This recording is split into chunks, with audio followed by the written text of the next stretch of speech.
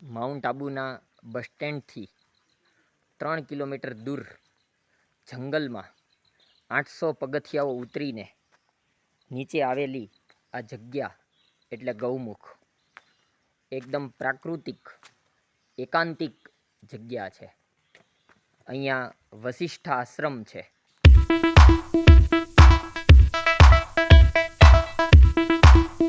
એવું કહેવાય છે કે વશિષ્ઠજી ઋષિમુનિએ અહીંયા તપ સાધના કરી હતી.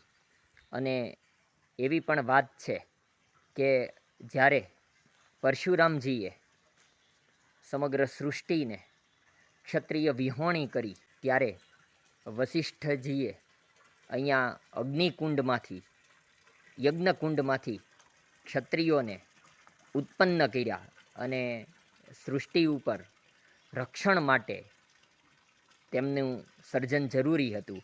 અને આ ગૌમુખ કુંડ છે જ્યાં ગાયના મુખમાંથી 365 દિવસ નિત્ય જળ પ્રવાહ વહેતો રહે છે.